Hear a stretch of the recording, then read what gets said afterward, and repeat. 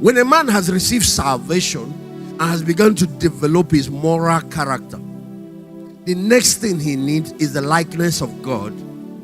The likeness of God is divine functionality. It's not the divine nature now. It's the wisdom of God. How God functions, how God thinks. Even though a man is born again, a man is godly, he's a good man, the next thing he needs is education. You see, human capital development, you work on the heart first. The next thing is the intellect. He has to develop his intellectual and professional competencies. Because where God is taking this gentleman is to dominion. That's what Genesis 1:26 said.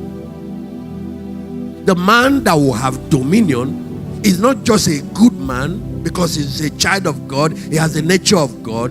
He also has to be equipped with wisdom and knowledge. Let me ask you guys in a word, which one is worse? A good man that is an illiterate, that is uneducated.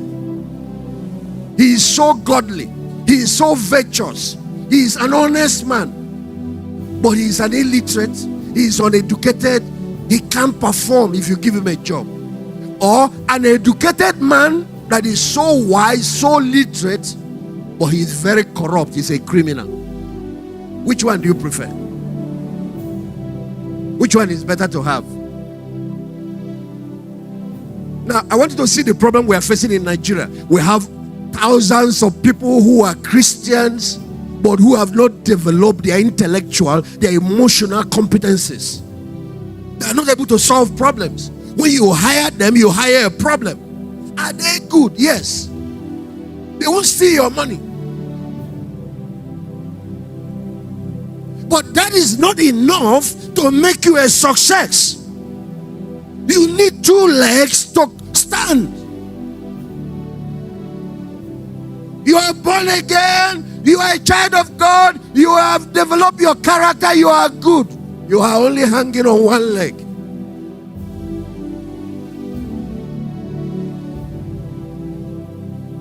There will be frustrations coming, not for your human spirit, but for your failure to actualize dominion or success. You will be having serious problems because God has a blueprint for developing the human person. And you know, Nigeria is blessed with two major resources. We have it in abundance. One is human resource, the other is natural resource. And we are poor. See where we are, poverty capital of the world. Why? Because those two resources are not developed. When you develop human resources, you create human capital, and that is the exportable product. That's the one that changes your own world, changes your own country, and you can even export to other countries. Everybody wants to run away to Canada. There's a young man that met me, pray for me, I want to go to Canada. I said, Canada is not what you need. School is what you need. English you can't speak. What can you do? Nothing. A tried market, carried a few things, the thing failed. But the problem is, they think escaping to Canada is what will change the game. No, it's not. A lizard in Nigeria will not become a crocodile abroad.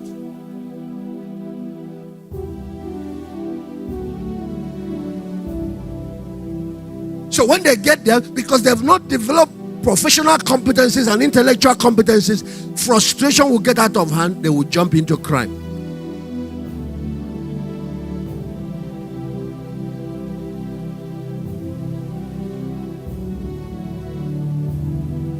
After salvation, the next thing you need is education.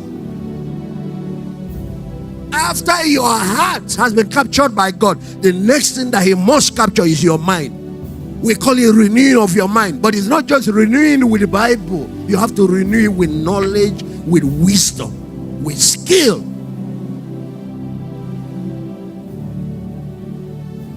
The mind is a terrible thing to waste. And wherever you see illiteracy, you see a crippled man. Wherever you see an illiterate man, you see a crippled man. He has everything physically, but he's handicapped. And I want to say this to our young people all over Southeast. That's why we're coming to you now.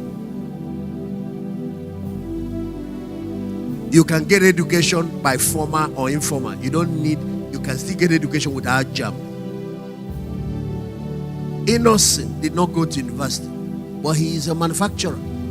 And those that went to university cannot produce. Those that are graduating from mechanical engineering can't produce what he's producing. Hello. I know that many of us might not get that opportunity, but you need to go. There are different ways to get education. For example, the Igbos are blessed by one of the best form of education called apprenticeship. That's one of the Jewish traits that we carry here. And the young man will go and serve under somebody. The only problem here is when you are going to serve and understudy somebody, remember that a disciple cannot be greater than his master. So check the person you are about to serve. If it's not a success, you're going to waste your life going there. I don't think you heard me. Two brothers, they sent one to a billionaire to go and serve him. So they sent the second one to another man that was an image of poverty. And when the other man finished training that one, he sent poverty degree back, gave him 10,000 naira to start his life.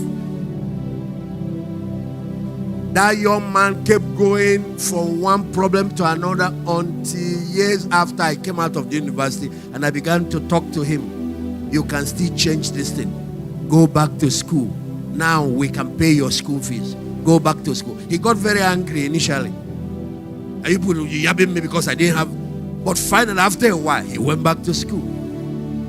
He got a degree.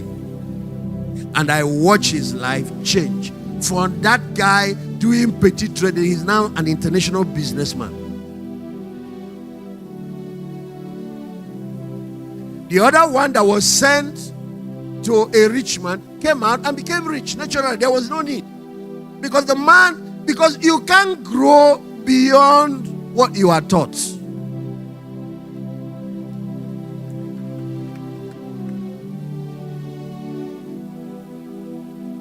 One thing I want you to see, God said, let us. He's talking about the Trinity. God's business is making human beings. Let us make them. We'll make them to be like us morally and spiritually. We'll also make them to be wise and competent like us. Then we'll give them a dominion mandate. They can go and control creation. God did not create anybody to be a failure. God did not create anybody to be poor. I'm not saying he made everybody to be billionaires or millionaires. No. But he did not create anybody to be a poor man or to be struggling. He did not create anybody to die prematurely. He did not create anybody to be in prison, languishing. And neither did he create anybody to go to hell.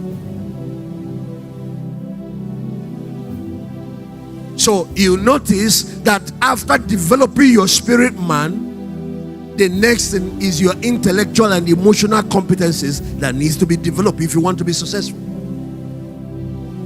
And the reason I'm telling you, you need to do an assessment in your life and know where the problem is and go and solve it. Even that one that went to place, he was making money, but there are some other aspect of his life that was in a mess. I challenged him. After being an orga, a boss with boys under him, has built a company. He went back to Unilag and got a degree in business administration. And after that, he went back and got a master's degree in business administration. I watched his business change.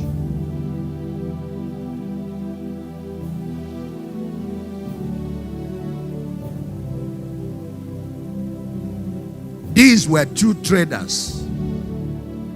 I'm from Anambra State, so you know the story of Anambra.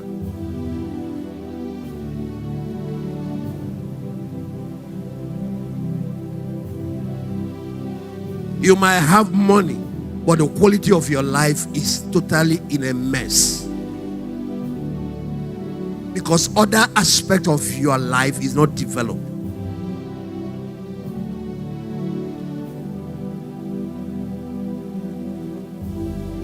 In Igbo land, we value money more than education. But we say we are Jews. But God told the Jewish people that wealth is important, but wisdom is more important. He told them wisdom is the principal thing. Get education, get knowledge, get wisdom. He said if you embrace her, she will exalt you. That's Proverbs chapter 4 from verse 7. If you love wisdom, it will also put wealth in your pocket.